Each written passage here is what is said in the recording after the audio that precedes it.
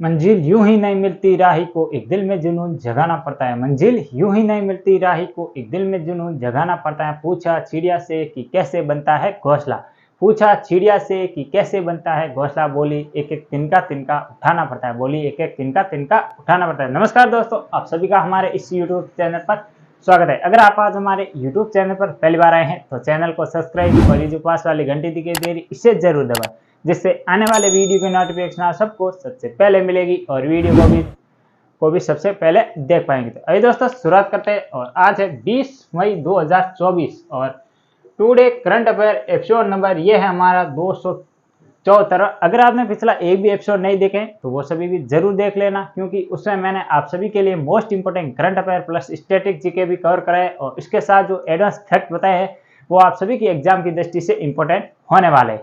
तो ये दोस्तों शुरुआत करते हैं। सबसे पहले मैं बता देता हूँ इस कक्षा में आपको क्या क्या शामिल किया है। तो इसमें मैं आपको विश्व, भारत और राजस्थान इन तीनों का करंट अफेयर बताने वाला हूँ, प्लस और इसमें स्टैटिक जीके होता है वो भी इसमें मैं बताने वाला हूँ। तो आपको क्लास को अंत तक जरूर देखना है, इसके नोट्स जरूर बना लेना है और इस क्लास को लाइक और चैनल को सब्सक्राइब भी जरूर कर लेना है। तो आइए दोस्तों शुरुआत करते देखते हैं आज का पहला क्वेश्चन।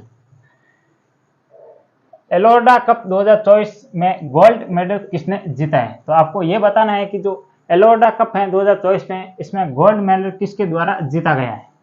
ऑप्शन ए है वो है निखत जरीन, ऑप्शन बी है नीरज चोपड़ा, ऑप्शन सी है अमन शेरावत और ऑप्शन डी है नीरू यादव। तो इसका राइट आंसर होगा वो होगा option number A Nikhat Zareen. सबसे पहले तो ये कप है ये किससे संबंधित है? तो ये है बॉक्सिंग से संबंधित, बॉक्सिंग से संबंधित ये खेल है। सबसे पहले तो आपको ध्यान रखना है। और इसके अलावा इसमें जो निखत जरीन है, आप सभी को पता होगा कि जब गेम हुए थे कौन से ओलंपिक, उसमें भी इन्होंने पदक जीता था। और इसके अलावा ये भारतीय एक बॉक्सिंग खिलाड़ी है और इनका संबंध है वो है तमिलनाडु से, ये भी आपको थोड़ा सा ध्यान रखना है, तमिलनाडु से संबंधित है और इसके अलावा बॉक्सिंग से संबंधित है। और ये इन्होंने कौन सा पदक जीता है अब इस टूर्नामेंट में? तो ये जीता है स्वर्ण पदक। तो ये भी आपको इतना फैक्ट ध्यान रखना है। और इसके अलावा नीरज चोपड़ा का संबंध किससे है? तो ये आप सभी को पता होगा भाला फेंक या जेवलिंग थ्रो से संबंधित है। और टोक्यो ओलंपिक हुआ था उसमें इन्होंने जीता था कौन सा पदक? तो वो जीता था स्वर्ण पदक, जो भारत का एकमात्र स्वर्ण पदक था।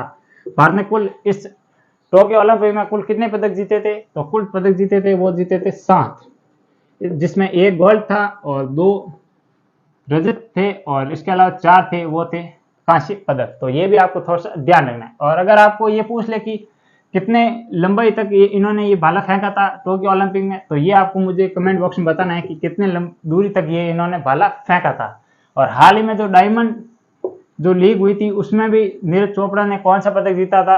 तो इसमें भी इनके द्वारा जीता गया था स्वर्ण पदक। तो ये भी आपको ध्यान रखना। अब आपको नाम दिख रहा है सी अमन शेरावत, इनका संबंध किस खेल से है? और इसके अलावा हाल ही में ये मैंने क्वेश्चन करवाया था इसी बोर्ड पर कि अमन शेरावत हाल ही में पेरिस ओलंपिक में पुरुष श्रेणी में, बॉक्सिंग में पुरुष श्रेणी में क्वालिफाई करने वाले पहले खिलाड़ी बने। तो ये भी आपको ध्यान रखना है। तो इसका संबंध है वो है बॉक्सिंग से। अमन शेरावत का संबंध किस खेल से है? बॉक्सिंग से। तो ये भी आपको थोड़ा सा ध्यान रखना है। और इसके अलावा नीरू यादव आप सभी को पता होगा किससे संबंधित है? तो ये है हॉकी वाली सरपंच। और इन्होंने हाल ही में जो यूएनओ में एक सम्मेलन हुआ था उस सम्मेलन में भाषण भी दिया था और इन्हें हॉकी वाली सरपंच कहते हैं। और इनका संबंध है वो है राजस्थान के झुंझुनू जिले से है, ये भी आपको ध्यान रखना है और ये मोस्ट इंपोर्टेंट होने वाला है। और इसके अलावा ये तीनों नाम भी मैंने इसके बारे में डिटेल से जानकारी बता दी। और ये जो कप है ये किस खेल से संबंधित है ये भी हमने इस पर भी बात कर ली। तो ये था पहला क्वेश्चन। आइए आगे बढ़ते देखते आज का दूसरा क्वेश्चन। विप्रो कंपनी के चीफ ऑपरेटिंग ऑफिसर किसे नियुक्त किया गया है? तो आपको ये बताना है कि जो विप्रो कंपनी है जो किससे संबंधित है? तो ये है आपकी टेक एंड साइंस से संबंधित है। ये भी आपको ध्यान रखना। एक टेक्निकल कंपनी है जिसके द्वारा मुख्य रूप से जो इलेक्ट्रॉनिक्स से संबंधित जो भी गैजेट बनते हैं वो इत्यादि बनाती है। और इसके अलावा रिसर्च और साइंस में भी रिसर्च और टेक से संबंधित ये कंपनी है विप्रो कंपनी। और इसके हाल ही में चीफ ऑपरेटिंग ऑफिसर किसे नियुक्त किया गया है? ऑप्शन ए है वो है दिलीप टर्की, ऑप्शन बी है संजीव जैन, ऑप्शन सी है मुकेश शर्मा और ऑप्शन डी है वो है कैलाश शेखर। तो इसका संबंध है किसे नियुक्त किया गया है? विप्रो कंपनी के जो COO, तो ये नियुक्त किया गया संजीव जैन को। तो ये भी आपको थोड़ा सा फैक्ट ध्यान रखना है। और इसके अलावा विप्रो कंपनी के वर्तमान में कौन है इसके हेड, तो वो है अजीत जी। ये भी आपको ध्यान रखना है, ये नाम आपको, क्योंकि इसी कंपनी के संस्थापक यही हैं। और इसके अलावा आपको ऑप्शन नंबर ए दिख रहा है दिलीप टर्की, इनका संबंध किससे है, तो ये हाल ही में एक संस्था के अध्यक्ष बने हुए हैं, वो है हॉकी इंडिया के अध्यक्ष। तो हॉकी इंडिया के वर्तमान में अध्यक्ष कौन है अगर आपको पूछ ले, तो वो है दिलीप टर्की। तो ये भी आपको थोड़ा सा नाम ध्यान रखना है। और इसके अलावा ये नाम आपको ध्यान रखना है। और आइए आगे बढ़ते हैं, ये दूसरा क्वेश्चन हो गया, इसकी डिटेल से जानकारी। आइए आगे बढ़ते हैं, देखते हैं आज का तीसरा क्वेश्चन। विश्व एड्स वैक्सीन दिवस कब मनाया जाता है। ऑप्शन ए है 18 मई, ऑप्शन बी है 19 मई, ऑप्शन सी है वो है 20 मई, और ऑप्शन जो डी है वो है 16 मई। तो कब मनाया जाता है विश्व एड्स वैक्सीन दिवस, तो ये मनाया जाता है प्रतिवर्ष 18 मई को। ये भी आपको थोड़ा सा फैक्ट ध्यान रखना है। और इसके अलावा 18 मई को एक और दिवस मनाया जाता है, वो मैंने कल जो वीडियो थी उसमें बताया था कौन सा दिवस था, तो वो था विश्व संग्रहालय दिवस। तो ये भी मैंने कल बताया था, आपको ध्यान रखना है। और इसके अलावा 18 मई को एक और ये दिवस मनाया जाता है विश्व एड्स वैक्सीन दिवस। इसके अलावा अन्य और दिवस देखें तो 12 मई को कौन सा दिवस मनाया जाता है, ये आप मुझे कमेंट करके बताएंगे। और इसके अलावा 16 मई को कौन सा दिवस मनाया जाता है, और इसके अलावा 14 मई को कौन सा दिवस मनाया जाता है। ये तीनों दिवस आप लगातार कमेंट करके मुझे बताना है कि कौन सा दिवस मनाया जाता है, 11 को, 16 को और 14 मई को। और इसके अलावा अन्य दिवसों की बात करें तो आप सभी को पता होगा 16 जनवरी को कौन सा दिवस मनाया जाता है, 16 जनवरी को वो मनाया जाता है स्टार्टअप डे। 15 जनवरी को कौन सा दिवस मनाया जाता है, तो वो मनाया जाता है आर्मी डे। 8 मार्च को कौन सा दिवस मनाया जाता है, तो ये मनाया जाता है अंतर्राष्ट्रीय महिला दिवस, नारी शक्ति दिवस कह सकते हैं, अंतर्राष्ट्रीय महिला दिवस। और इसके अलावा अन्य और दिवस देखें तो 4 दिसंबर को कौन सा दिवस मनाया जाता है, तो ये मनाया जाता है नेवी डे। 23 दिसंबर को कौन सा दिवस मनाया जाता है, तो ये मनाया जाता है मैथ डे, 23 दिसंबर। और इसके अलावा 26 नवंबर को कौन सा दिवस मनाया जाता है, तो वो मनाया जाता है वीर बाल दिवस। ये भी आपको ध्यान रखना है। और इसके अलावा 26 जो नवंबर है, इसको एक और दिवस मनाया जाता है, वो मनाया जाता है संविधान दिवस, संविधान दिवस। तो ये भी दिवस आपको प्रमुख दिवस थे, वो मैंने बताए थे। ये 3 दिवस आपको कमेंट बॉक्स में मुझे बताना है। और इसके अलावा विश्व पुस्तक दिवस कब मनाया जाता है, ये क्वेश्चन जो यूपी पुलिस कांस्टेबल का एग्जाम हुआ था उसमें ये क्वेश्चन आया था, विश्व पुस्तक दिवस। जो हम पुस्तकें पढ़ते हैं, अगर आपको पूछ ले कि विश्व पुस्तक दिवस कब मनाया जाता है, तो यह मुझे कमेंट करके एक और ये इसका भी आंसर बताना है। कुल 3 ये और एक है, कुल 4 के आंसर आप मुझे कमेंट बॉक्स में बताएंगे। तो ये थे आज के कुल 3 क्वेश्चन। आइए आगे बढ़ते हैं, देखते हैं आज का चौथा क्वेश्चन। भारत का पहला वर्चुअल क्रेडिट कार्ड जिसका क्या नाम है पिक्सल प्ले को लॉन्च किसके द्वारा किया गया है। तो आपको यह बताना है कि भारत का पहला वर्चुअल क्रेडिट कार्ड जिसे VCC कहते हैं, इसको जो नाम क्या दिया गया है वो है पिक्सल प्ले। तो इसे किस बैंक द्वारा हाल ही में लॉन्च किया गया है। तो आज का ऑप्शन ए है वो है RBI, ऑप्शन बी है SBI, ऑप्शन सी है HDFC और ऑप्शन डी है वो है SIDBI। तो किस बैंक द्वारा हाल ही में ये VCC कार्ड लॉन्च किया गया है, तो ये किया गया है HDFC बैंक द्वारा। तो ये भी आपको थोड़ा सा ध्यान रखना है। HDFC बैंक, इसकी फुल फॉर्म क्या होती है, इसकी फुल फॉर्म होती है housing development and financial corporation, ये इसकी होती है फुल फॉर्म। ये भी आपको ध्यान रखना है। और इसी के द्वारा हाल ही में किस स्थान पर, एक आपसे क्वेश्चन पूछा जाता है, इसका आंसर आपको कमेंट बॉक्स में बताना है कि हाल ही में HDFC बैंक द्वारा किस स्थान पर मतलब अपना पहला प्राइवेट जो शाखा है वो खोली गई है, जो प्राइवेट शाखा है वो खोली गई है, या अपनी एक शाखा खोली गई है, तो वो खोली गई है लक्षद्वीप के अंदर। तो ये भी आपको ध्यान रखना है, लक्षद्वीप के अंदर, लक्षद्वीप। और इसके अलावा HDFC बैंक, इसका मुख्यालय कहाँ पर है, मुख्यालय, तो ये आप मुझे कमेंट करके बताइए इसका मुख्यालय कहाँ पर है। और इसके अलावा और देख लेते हैं अन्य, क्यों ये इतना ही ध्यान रखना है, वर्चुअल क्रेडिट कार्ड किसके द्वारा लॉन्च किया गया है, तो ये किया गया HDFC बैंक के द्वारा। ऑप्शन नंबर आपको ए दिख रहा है RBI के बारे में।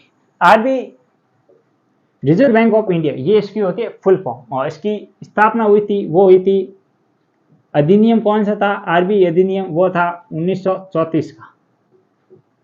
स्थापना हुई थी 1 अप्रैल 1935 को, ये भी आपको थोड़ा सा ध्यान रखना। और इसके अलावा आरबीआई की स्थापना किस कमेटी द्वारा हुई या किस कमेटी के द्वारा की गई थी? तो वो था यंग हिल्टन कमीशन, ये भी आपको ध्यान रखें। या जो ये समिति थी, इस समिति द्वारा इसकी स्थापना की गई थी। आरबीआई के पहले गवर्नर कौन थे? तो वो थे ऑस्बोर्न स्मिथ। और पहले भारतीय गवर्नर कौन थे? वो थे सीडी देशमुख। और इसके अलावा वर्तमान में कौन है गवर्नर? तो वो है एस शक्तिकांत दास। और इसके अलावा वो कौन से क्रम के हैं? तो वो है 25वें क्रम के, ये भी आपको ध्यान रखना है। और इसके अलावा आपको ये बताना है कि 2016 में जब नोटबंदी हुई थी उस समय आरबीआई के गवर्नर जनरल कौन थे? ये आप मुझे कमेंट बॉक्स में बताना है आपको। और इसके अलावा आइए आगे बढ़ते हैं, देखते हैं एसबीआई बैंक के बारे में। तो एसबीआई बैंक, इसकी फुल फॉर्म क्या होती है? State bank of India. और इसके अलावा ये सरकारी स्वामित्व वाली सबसे बड़ी बैंक है, ये भी आपको ध्यान रखना। और इसके अलावा वर्तमान में कौन है एसबीआई बैंक के हेड? तो वो है दिनेश खारा, तो ये भी नाम ध्यान रखना। और इसके अलावा एसबीआई बैंक का मुख्यालय कहाँ पर है? तो वो है